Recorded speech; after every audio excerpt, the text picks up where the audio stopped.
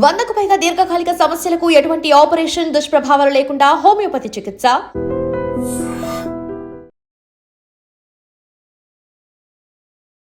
నేపాల్కు tourism పర్పస్లో వెళ్ళినటువంటి మన తెలుగు వాళ్ళంతా కూడా అక్కడ ఉన్నటువంటి పరిస్థితుల నేపథ్యంలో తీవ్రమైన ఆందోళనలో పడినటువంటి పరిస్థితులు ఉన్నాయి. ఎందుకంటే ఇప్పటికే జెడ్ ఒక విప్లవాత్మకమైన మార్పు కోసం వాళ్ళు చేస్తున్నటువంటి ఆందోళనలు తారాస్థాయిలో ఉన్నాయి. మనం రెగ్యులర్గా సోషల్ మీడియాలో కూడా చూస్తున్నాం.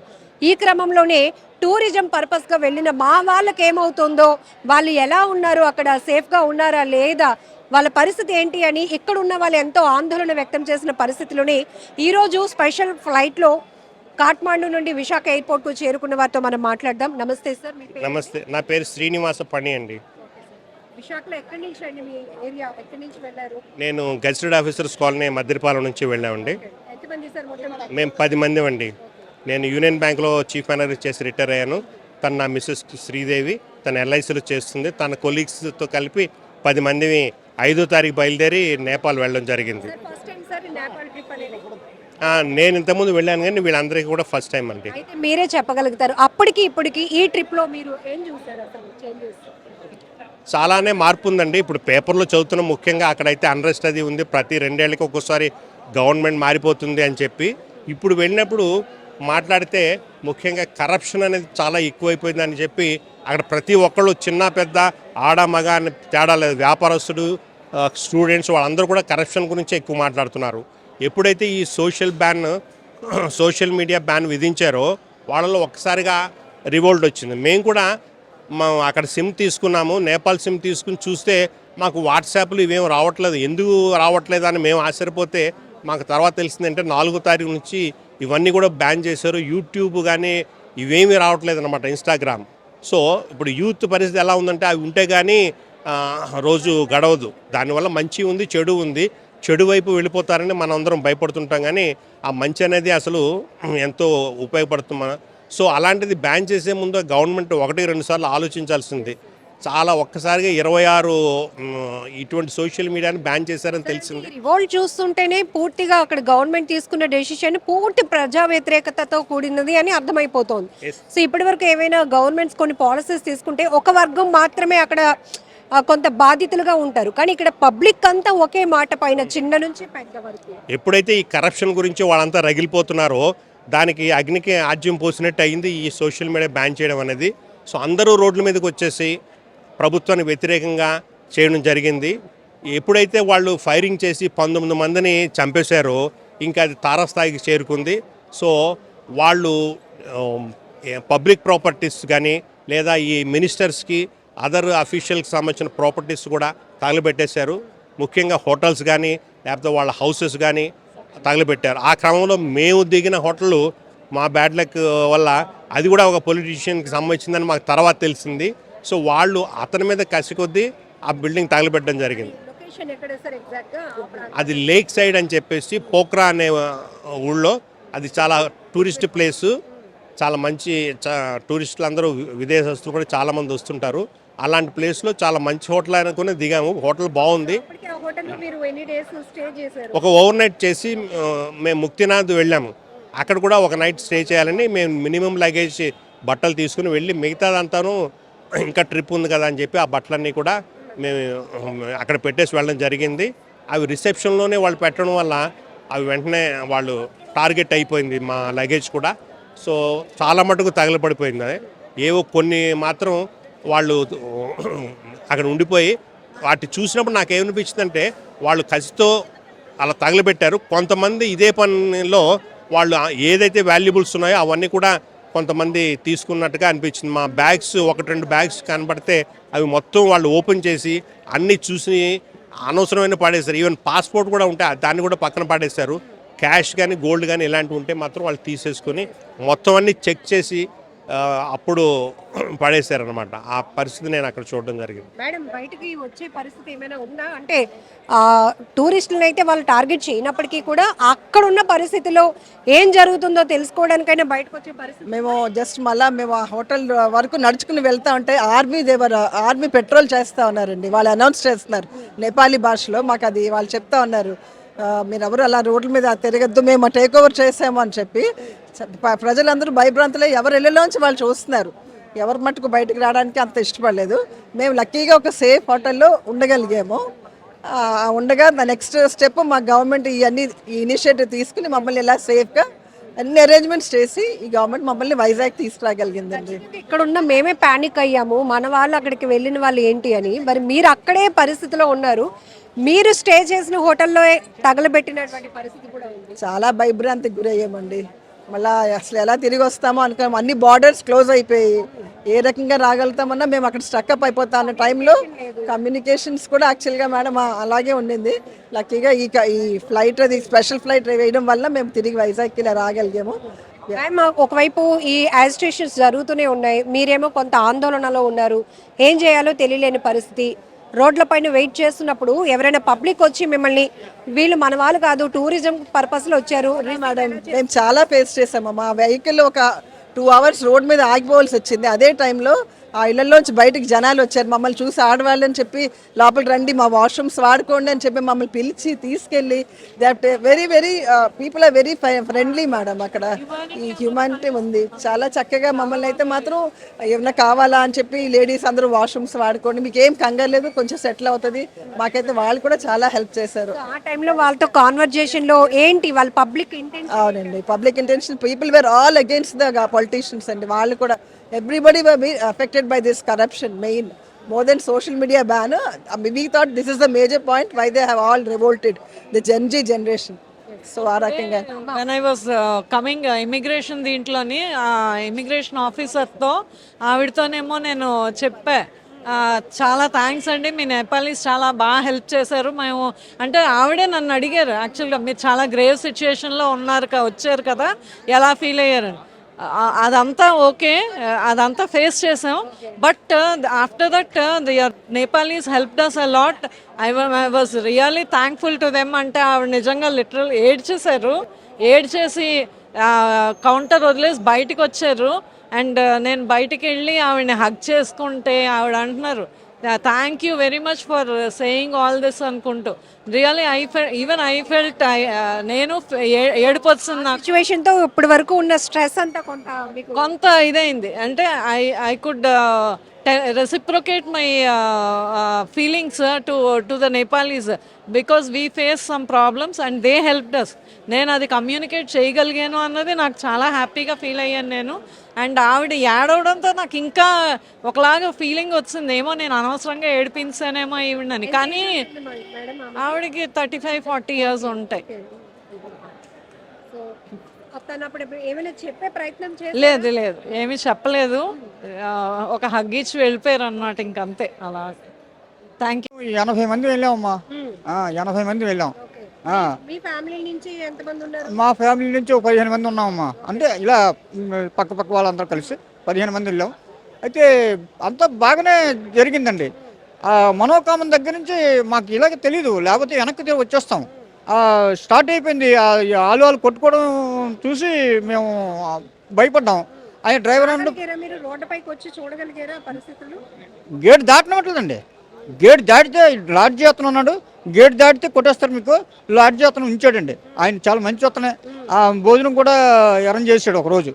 రెండో రోజుకి మరి అవకాశం లేదు, లోపల కూడా వచ్చి కొడుతున్నారు. అందు గురించి బయటకు వచ్చాం. బయటకు వస్తే ఈడు కొట్టేస్తాను. మరి ఏడిపే లేదండి, మరి కళ్ళంటే అలా తిరిగిపోతుంది. ఆ పరిస్థితి చూసి ఏదో మొత్తానికి మా కుర్రోళ్ళు 2 పోయాయండి, బట్టలు కూడా పోయాయి. మరి ఏం చేస్తామండి, అందు గురించి మరి చెప్పడానికి కూడా మాకు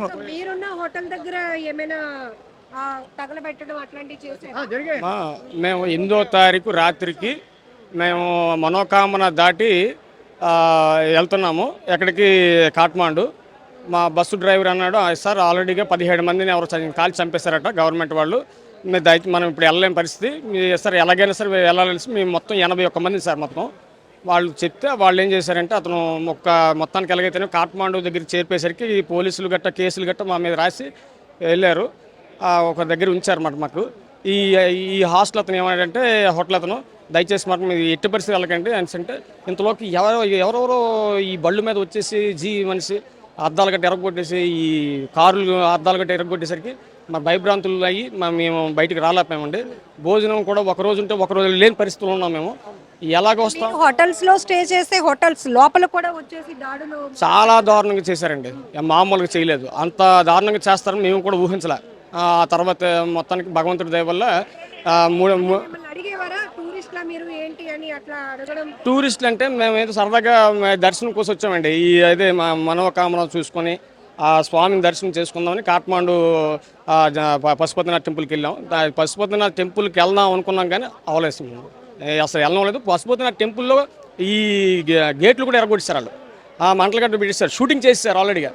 ఒక మార్కెట్ ఉంటుంది, మార్కెట్ని కూడా షూటింగ్ చేస్తారు. అందువల్ల భయభ్రాంతులు అయిపోయి మరి ఇంకా బయటికి వెళ్ళడానికి కూడా అవకాశం లేకపోయింది. మాకు చాలా భయపడ్డామండి. ఇది 3 రోజులు పోయిన తర్వాత మాకు ఇలాగా ఒక రోజు మేము తిన్నాము, మరుసటి రోజు నుంచే సీఎం లేదు. ఏటి ఉంటే అది బయట కూడా దొరకడం కష్టం అయిపోయింది. కారణం అన్ని షాపులు బంద్ చేస్తారు. ఇది ఏ తిన్నాము అంటే ఒక పూట లేదు, ఒక పూట లేదు, అంత దీనిగా ఉంది. వాటర్ కూడా దొరకని పరిస్థితి అయిపోయింది. కానీ అక్కడ జరుగుతున్న అల్లర్ల వల్ల అక్కడ ప్రజలు ఎలాంటి ఇబ్బందులు పడుతున్నారు మీరు చూసింది ఏంటి? మేము చూసింది ఏంటంటే మేము ఈ ఎక్కడంటే మా హోటల్ కుసుమ్ ఇంటర్నేషనల్ అన్నది. ఇంటర్నేషనల్ అనుకోవడం కానీ మామూలుగా చిన్నగా ఉండదు, పెద్దగా ఏం కాదు ఇది కాదు. అయితే అక్కడ షాపులన్నీ కూడా మేము వెళ్ళేసరికి క్లోజ్ చేస్తారని ఎక్కడ కూడా అవకాశం లేదు. కానీ 1-2 తీశారు కానీ ఒక దీని మీద వాళ్ళ అద్దాలు రాత్రి అయితే భయంకరంగా కొట్టేశారు. మొత్తం ఆ అద్దాలు ఎరగొట్టారు. మరి మనకి చెప్పలేమమ్మా, అంత నరకం చూసాం మేము, అంత దీనిగా ఉంది. రాత్రులు అయితే మరి పగలైతే కోవిల్కి వెళ్దామని కూడా అవకాశం ఇవ్వలేదు మాకు. మేము ఎలాగొచ్చామో మాకే తెలియదు. అదే ఇంకంతకుమించి అయితే మాకు ఇంతవరకు సమాచారం ఉన్నది. 3 రోజులు మాత్రం మేము చాలా నిద్రలేని రాత్రికి గెలిపాం. మాట్లాడే ప్రయత్నం చేశారా అసలు ఏం జరుగుతోంది, ఎందుకు ఇంత అల్లర్లు చేస్తున్నారని? ఆ తర్వాత మన ఇండియా నుంచి మేము సిమ్ కార్డ్స్ 1-2 తీసుకున్నామమ్మా, ఎక్కడ నేపాల్లోనే. మన నెంబర్లు అక్కడ పనిచేయవు కదా. ఈ ఇండియా వాళ్ళు ఏం చేశారంటే అక్కడ ఇలా అల్లర్లు జరుగుతున్నట్టు మీరు ఎలాగున్నారు, ఏంటి సంగతి అని ఏంటి మాకు సమాచారం తెలియదు అని మేము అన్నాము. నేపాల్లో తీవ్ర ఉద్రిక్తతల పరిస్థితుల నేపథ్యంలో టూరిజం పర్పస్ కోసం అక్కడికి వెళ్ళిన వారి బంధువులు తీవ్రమైనటువంటి ఆందోళనలో పడినటువంటి పరిస్థితి. ఈ నేపథ్యంలోనే రాష్ట్ర ప్రభుత్వం ఒక గ్రేట్ ఇనిషియేషన్ తీసుకొని ఉత్తరాంధ్ర నుంచి ఏపీకి సంబంధించి ఎవరైతే టూరిస్టులుగా వెళ్ళినటువంటి మన తెలుగు వారిని జాగ్రత్తగా స్పెషల్ ఫ్లైట్లో కాఠ్మండు నుంచి విశాఖ విమానాశ్రయానికి తరలించే క్రమంలో చాలా ఎఫర్ట్స్ పెట్టడం జరిగింది. కొంతమంది నేపాల్ వెళ్ళిన టీంలో ఒక మహిళ మనతో పాటు ఉన్నారు. మేడం, అక్కడ ప్రభుత్వానికి వ్యతిరేకంగా జెడ్ రెవల్యూషన్ అనేది పెద్ద ఎత్తున జరుగుతోంది. ఈ క్రమంలోనే టూరిజంగా మీరు ఎంజాయ్ చేయడానికి వెళ్ళిన వాళ్ళు ఒక ఆందోళనలో పడే పరిస్థితి ఉంది. సో ఏంటి ఆన్లైన్ అన్నీ కూడా బ్యాన్ చేస్తారనే విషయం తెలిసి సోషల్ మీడియా అంతా యాప్స్ అన్నీ బ్యాన్ చేస్తారనే దాంట్లో ఒక ప్యానిక్గా వాళ్ళందరూ రియాక్ట్ అయిందే. అది మామూలుగా మేము వెళ్ళినప్పటికీ ఏమీ లేదు, చాలా ప్రశాంతంగా ఉంది. వాళ్ళందరూ కూడా మంచి వాళ్ళే. కానీ ఏంటంటే వాళ్ళకున్న ప్రత్యేక పరిస్థితుల్లో వాళ్ళ రివోల్ట్ వచ్చింది, అక్కడ ఆటోమేటిక్గా వచ్చిన రివోల్ట్. అది టూరిస్ట్ మీద అటాక్ అంటే వాళ్ళ టూరిజమే బతికే కంట్రీ అది. సో డెఫినెట్గా వాళ్ళు రెస్టోర్ చేసుకుంటారు, అది వాళ్ళ కంట్రీ. ఇది అయితే టూరిస్టులుగా వెళ్ళిన మనం సేఫ్గా ఉన్నామా లేదా అన్న చూస్తే మన సేఫ్టీ మనకి వాళ్ళు మన ఏం అనలేదు. కానీ మీరు వెళ్ళిన తర్వాత కూడా అక్కడ కూల్గానే అంటే టూరిస్టులు ఎవరిని కూడా వాళ్ళు డిస్టర్బ్ చేసే పరిస్థితి లేదు, ఎందుకంటే వాళ్ళు దాని మీద డిపెండ్ అయ్యి ఉండే వాళ్ళేమి టూరిస్టులు. ఇవాళ మీకు ప్రత్యక్షంగా ఇవాళ చెప్పాల్సిన విషయం ఏంటంటే కాఠ్మండు ఎయిర్పోర్ట్లో ఇమిగ్రేషన్లో అమ్మాయి మేము మా ఇమిగ్రేషన్ అవుతూ ఉంటే మేము మామూలుగా మాట్లాడితే అమ్మాయి అందనమాట, మేము ఇలా వచ్చామమ్మా ప్లెజర్ ట్రిప్కి వచ్చాము, ఇలా అయింది వెళ్తున్నాం అంటే ఆ అమ్మాయి కళ్ళనీళ్ళు పెట్టేసుకుంది. So they are so emotional. అంటే టూరిస్టులని అంటే ఇలా అయ్యి మీరు వెళ్ళిపోతున్నారే మధ్యలో అనే ఒకళ్ళే. So that's how it is. అంటే వాళ్ళందరూ మమ్మల్ని గౌరవంగా చూశారండి. ఏ హోటల్లో మేము ఉన్నామో ఆ హోటల్లో వాళ్ళు ప్రతి ఒక్కరు వచ్చి మర్యాదగా మాతో మాట్లాడారు. చాలా ఈసారి ఇలా అయిపోయింది, రోడ్డు మీద నిలబడి ఉన్నాం మేము. ఆ టైంలో కూడా మమ్మల్ని ఆ లేడీస్ ఉన్నామని వాళ్ళ జెంట్స్ అందరూ వచ్చి మీరు లోపలికి వెళ్ళి మీరు వాష్రూమ్స్ అవి వాడుకోండి, మీరు ఎంతసేపు ఇలా ఉంటారు. షట్టర్ నెమ్మదిగా ఓపెన్ చేసి అంత భయంలో వాళ్ళు షట్టర్ క్లోజ్ చేసిన వాళ్ళు షట్టర్ ఓపెన్ చేసి మాకు బిస్కెట్స్ బ్రెడ్ అవన్నీ ఇచ్చారు వాళ్ళు. సో ఇది మేము అప్పటికి 3 అవర్స్గా అక్కడ రోడ్డు మీద ఉండిపోయాం వ్యాన్లో. సో మేము 10 మంది వెళ్ళామండి. అందరం ఎల్ఐసి ఎంప్లాయీస్, అంటే ఎల్ఐసి ఎంప్లాయీస్ ఫ్యామిలీస్ మేము వెళ్ళాము. అందరం ఇక్కడ వర్క్ చేసే వాళ్ళమే, వైజాగ్ వాళ్ళమే. మేము సరదాగా ప్లెజర్ ట్రిప్ అనుకున్నది it's has become an adventurous and trip లాగా అయిపోయింది. ఇంతకుముందు వెళ్ళాము, ఎప్పుడు ఇది అంటే ఇలాంటిది ఫేస్ చేయలేదు. This is first time we face this and we came out luckily. Because of present అక్కడ రెవల్యూషన్ లో జరుగుతున్న సిచ్యువేషన్స్ లో మీరు అక్కడికి వెళ్ళారు, కొంత నాలెడ్జ్ కూడా మీకు ఉంది. ఎందుకంటే అక్కడ ఎందుకు చేస్తున్నారు, ఏం చేస్తున్నారు, అక్కడ ఓన్లీ అగైనెస్ట్ ఇక్కడ తెలిసిన విషయం ఏంటంటే, మేము అక్కడ నలుగురితో మేము మాట్లాడిన దాంట్లో మాకు అర్థమైన విషయం ఏంటంటే, సోషల్ మీడియా యాప్స్ బ్యానింగ్ అనేది అదొక పాయింట్ అయినా కూడా ఒరిజినల్గా వాళ్ళు యాంటీ కరప్షన్ మీద వాళ్ళు చేశారు. అంటే గవర్నమెంట్ ఈజ్ కంప్లీట్లీ కరప్టెడ్ అనేది వాళ్ళ ఫీలింగ్. అందుకే గవర్నమెంట్ అఫీషియల్స్ మొత్తం వాళ్ళ ఇళ్ళు కానీ వాళ్ళ అంటే గవర్నమెంట్ ఆఫీసర్స్ని కానీ వాటిని అటాక్ చేస్తారు. ఆ హోటల్స్ కానీ అంటే గవర్నమెంట్ పీపుల్ ఉన్న వాళ్ళకి సంబంధించినవన్నీ కూడా వాళ్ళు దే ట్రై టు అంటే అవే డిస్ట్రాయ్ చేయడానికి ట్రై చేశారు. They wanted a new government, అంటే new government in the sense corruption free government వాళ్ళకి కావాలి. వాళ్ళు గత అంటే 8-10 ఏళ్ళుగా వాళ్ళు కంటిన్యూస్ చేంజ్ ఆఫ్ గవర్నమెంట్ చూస్తున్నారు. సో ఇంతలాగా మాకు చేంజ్ ఆఫ్ గవర్నమెంట్ వాళ్ళకి ఇష్టం లేదు. స్టేబుల్ గవర్నమెంట్, వాళ్ళకి నిరుద్యోగం ఇవన్నీ ఉన్నాయి. వాటన్నిటికీ వాళ్ళు దేనికైనా వాళ్ళ గవర్నమెంట్ స్థిరంగా ఉంటే ఏదైనా జరుగుతుందని వాళ్ళు నమ్ముతున్నారు. సో స్థిరమైన గవర్నమెంట్ కావాలని. ఈరోజు నేపాల్లో జరుగుతున్న ఈ పరిస్థితులు కూడా ప్రపంచవ్యాప్తంగా చర్చకు దారి తీసే పరిస్థితి. అంటే కొన్ని దేశాల్లో ఈ కరప్షన్ అనేది ఉన్నప్పటికీ కూడా ప్రజల్లో యువతలో ఒక మార్పు వస్తే వాళ్ళు ముందు అడుగు వేసి ప్రభుత్వాల్ని ప్రశ్నించాలనుకుంటే ఈ స్థాయిలో ఉంటుందా ఒక ఉద్యమం తీరు అనేది కూడా అక్కడ మేము గమనించింది ఒకటి ఏంటంటే, దీనికి ఏం లీడర్ లేరు. It's not politically driven. అందరూ వాళ్ళు అనుకుని ఒకళ్ళంతట ఒకళ్ళు అలా వచ్చారు. వాళ్ళందరికీ పెద్దవాళ్ళ సపోర్ట్ ఉంది. ఎందుకంటే మేము మాట్లాడిన ఏ పెద్దవాళ్ళైనా వాళ్ళు కరెక్ట్ చేశారనే చెప్పారు. ఎవరు కూడా నిజమే ఇవన్నీ కరెక్టే, ఆస్తులు పోయాయి ఇవన్నీ కరెక్టే, కానీ పిల్లలు చేసింది కరెక్ట్ అనే సపోర్ట్ వాళ్ళకు ఉండబట్టే వాళ్ళు చేశారు. అంటే ప్రజలు విసిగిపోయారు. సో విసిగిపోయినప్పుడు మనం ఖచ్చితంగా మనకు అర్థం అవ్వాల్సిన విషయం ఏంటంటే, మన పరిస్థితులను బట్టే రివోల్ట్లు వస్తాయనేది మనకు క్లియర్ కట్గా అర్థమవుతుంది. అండ్ ఇంకొక ముఖ్యమైన విషయం మాకు అర్థమైందంటే, గవర్నమెంట్ టాపుల్ అవ్వడానికి కారణం మనలాంటి ఒక పటిష్టమైన కాన్స్టిట్యూషన్ అక్కడ లేకపోవడం. మనకు ఉన్నంత పటిష్టమైన కాన్స్టిట్యూషన్ ఉండుంటే, మన కాన్స్టిట్యూషన్ లాంటి కాన్స్టిట్యూషన్ అయ్యి ఉంటే, మనది చాలా స్ట్రాంగ్ కాన్స్టిట్యూషన్, మన డెమోక్రసీ అందుకే చాలా బాగా మనం నడుస్తుంది. అక్కడ నడవకపోవడం కారణం అలాంటి కాన్స్టిట్యూషన్ లేకపోవడం కూడా అని నా పర్సనల్ అభిప్రాయం అండి. ఇదేమి ఇది కాదు. ఇప్పుడు సోషల్ మీడియాలో కొన్ని వీడియోస్ కూడా వచ్చాయి, హోటల్స్ పైన రెస్టారెంట్ల పైన కూడా ఇట్లా మొత్తం ఫైర్ ఇన్సిడెంట్స్ అవుతున్నాయి. అట్లాంటివి మీ సరౌండింగ్ ఏమైనా జరిగాయి? చెప్పాం కదా, మా హోటలే కాల్ చేశారు. మేము సరౌండింగ్ మా హోటల్ దగ్గరికి రావద్దని అందుకే మేము వ్యాన్ ఇచ్చాను. టార్గెట్ చేయడానికి ఏమైనా కాజెస్? మినిస్టర్ కొడుకుది అది హోటల్. సో అక్కడ ఉన్న పాపం వర్క్ చేసే వాళ్ళని కూడా కొట్టారు వాళ్ళు. పాపం వాళ్ళు ఏం చేస్తారు, అమ్మాయిలు చిన్న పిల్లలు వాళ్ళ అమ్మాయిలు చిన్న వాళ్ళని కొట్టారు. ఎందుకంటే అది మినిస్టర్ కొడుకు హోటల్ అది. సో వాళ్ళు ఏం అనుకుంటున్నారంటే, అంటే మినిస్టర్లు లేదా అఫీషియల్స్, గవర్నమెంట్ అఫీషియల్స్ పిల్లలు వాళ్ళు ఎంజాయ్ చేస్తున్నారు. బట్ దీస్ పీపుల్ మామూలు సామాన్యులు ఎవరికి ఉద్యోగాలు అవి లేవు. అది వాళ్ళకి బాగా ఇబ్బంది కలిగించిన విషయం. కాబట్టి మొత్తం అంతా కూడి ఈ బ్యాన్ అనే మాట వచ్చేయగానే ఇవన్నీ కలిపి ఈ బ్యాన్ పేరు చెప్పి మొత్తం రివోల్ట్ వచ్చింది. ఫ్యామిలీ మెంబర్స్ అండి, మా ఎల్ఐసి మా యూనియన్ వాళ్ళు అయితే, మా ఎల్ఐసి యూనియన్ అయితే కంటిన్యూస్ ఫాలో అప్ అండి. మాకు all India insurance employees association అనేది మా యూనియన్, వాళ్ళు కంటిన్యూస్ ఫాలో అప్. వాళ్ళు ఇక్కడ గ్రౌండ్ వర్క్ చేసి మాకు అక్కడ మమ్మల్ని డ్రైవ్ చేశారు. కాబట్టే మేము చేయగలిచాము. ఇక్కడ నాయకులు ఐసీయూ ఇక్కడ లోకల్ మా నాయకులు ఉన్నారు, కామేశ్వరి గారు, వరప్రసాద్ గారు, ఆ టీం అందరూ కూడా చాలా వర్క్ చేసి మాకు అక్కడ ప్రతి నిమిషానికి మాకు ఇవ్వడం. ఇక్కడ ఎలా గవర్నమెంట్ మానిటరింగ్ చేసిందో వాళ్ళు కూడా మమ్మల్ని అలాగే మానిటరింగ్ చేశారు. ఎలా మేము వస్తామా అని వాళ్ళందరూ ఎదురు చూశారు. సో దీనివల్లే మేము రాగలిచాం. Everybody has prayed for us. That's the reason we are back on our ground. Nepal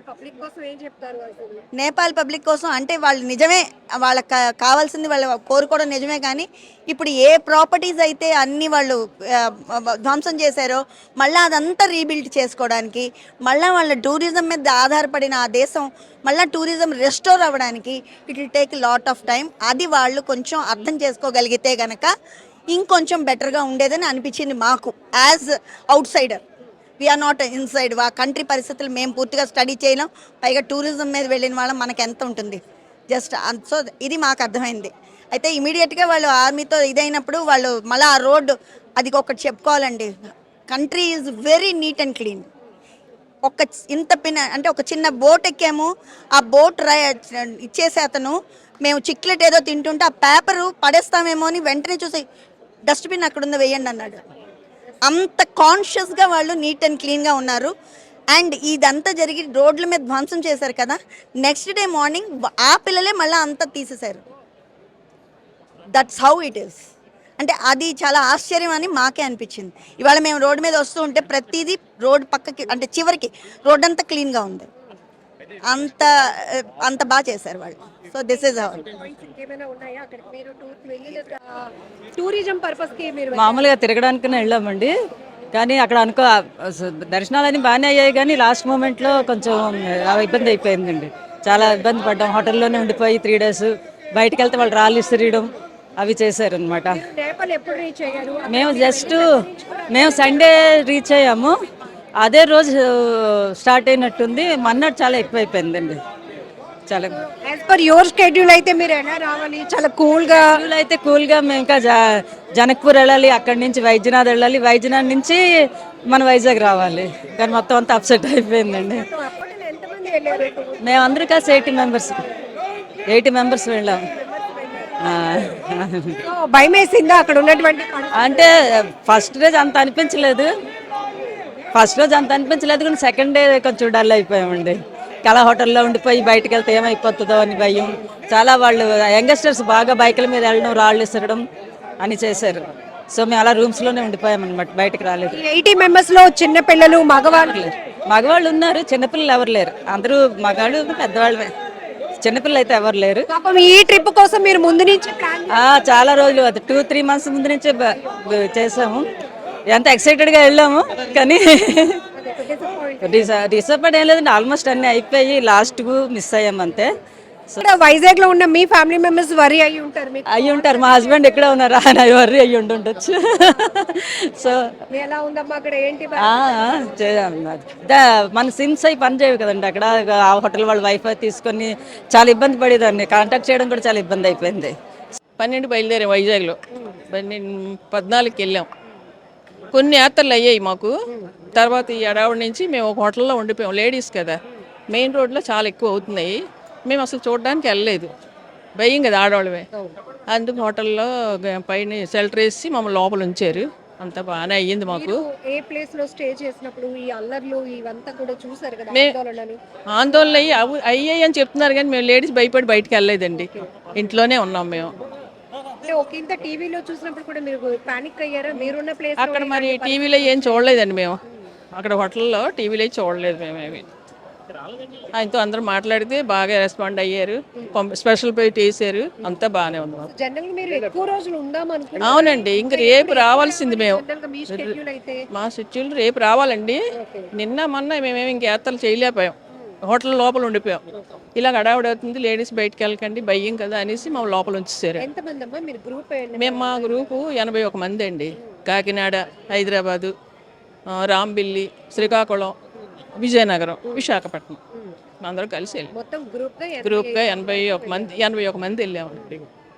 so మీరేమైనా కొంతవరకు అక్కడ పరిస్థితులు చూడటానికి, అంటే మీరు లేడీస్ కాబట్టి లోపల ఉండిపోయారు, బయటకు రాలేని పరిస్థితి, బట్ మీతో వచ్చిన వాళ్ళు మేల్ ఎవరైనా బయటకు వెళ్ళటం ఇట్లా ఉంది ఇక్కడ పరిస్థితి? భయంగా ఉంది. మెయిన్ రోడ్ మీద కాల్ ప్లే అయిపోతున్నాయి, మీరు బయటకు రాకండి లేడీస్ కదా అని చెప్తే మేము లోపల ఉండిపోయామండి. అస్సలు బయటకు రాలేదు, భయం కదండి. సుజాత అమ్మ కూడానండి. వరలక్ష్మి. మీరు నేపాల్ టూర్ అండి అంతా తిరగడానికి. కానీ అనుకోకుండా కాఠ్మండు వచ్చిన తర్వాత అక్కడ సిచ్యువేషన్స్ బాగా భయంకరంగా ఉన్నాయండి. సో మేము అలా బయటపడతాం అనుకోలేదు. బాగా లోకేష్ గారు, చంద్రబాబు నాయుడు గారు బాగా రెస్పాండ్ అయ్యి మాతో వీడియో కాల్ అన్నీ మాట్లాడి మా ఆధార్ కార్డ్స్ అన్నీ తీసుకొని ఫ్లైట్ అది మాకు బాగా బేగా చాలా, అంటే అసలు నిన్నే మేము రావాల్సింది, అక్కడ వాళ్ళు రన్వే ఓపెన్ చేయలేదు. లేకపోతే నిన్న ఈవినింగ్కి మేము వచ్చేసేవాళ్ళం. ఈరోజు బాగా స్నాక్స్ అవి కూడా మాకు ఫ్లైట్లోకి అరేంజ్ చేసే కాంప్లిమెంటరీగా. సో పరిస్థితులు మీరు చూసారు? ఇప్పుడైతే తగ్గుముఖం పట్టేయండి, నాట్ యాజ్ ఎస్టర్డే. నిన్నైతే చాలా బాగా ఇదైంది. మా ఎదురుగానే బాగా ఇంకా గుడి ముందే మాట బాగా భయంకరంగా అసలు. సుజాత అమ్మ కూడానండి. వరలక్ష్మి. మీరు నేపాల్ టూర్ అండి అంతా తిరగడానికి. కానీ అనుకోకుండా కాఠ్మండు వచ్చిన తర్వాత అక్కడ సిచ్యువేషన్స్ బాగా భయంకరంగా ఉన్నాయండి. సో మేము అలా బయటపడతాం అనుకోలేదు. బాగా లోకేష్ గారు, చంద్రబాబు నాయుడు గారు బాగా రెస్పాండ్ అయ్యి మాతో వీడియో కాల్ అన్నీ మాట్లాడి మా ఆధార్ కార్డ్స్ అన్నీ తీసుకొని ఫ్లైట్ అది మాకు బాగా చాలా అంటే అసలు నిన్నే మేము రావాల్సింది, అక్కడ వాళ్ళు రన్వే ఓపెన్ చేయలేదు, లేకపోతే నిన్న ఈవినింగ్కి మేము వచ్చేసేవాళ్ళమే. ఈరోజు బాగా స్నాక్స్ అవి కూడా మాకు ఫ్లైట్లోకి అరేంజ్ చేసే కాంప్లిమెంటరీగా. సో ఎలాంటి పరిస్థితులు మీరు చూసారు? ఇప్పుడైతే తగ్గుముఖం పట్టేయండి, నాట్ యాజ్ ఎస్టర్డే. నిన్నైతే చాలా బాగా ఇదైంది, మా ఎదురుగానే బాగా ఇంకా గుడి ముందే మాట బాగా భయంకరంగా అసలు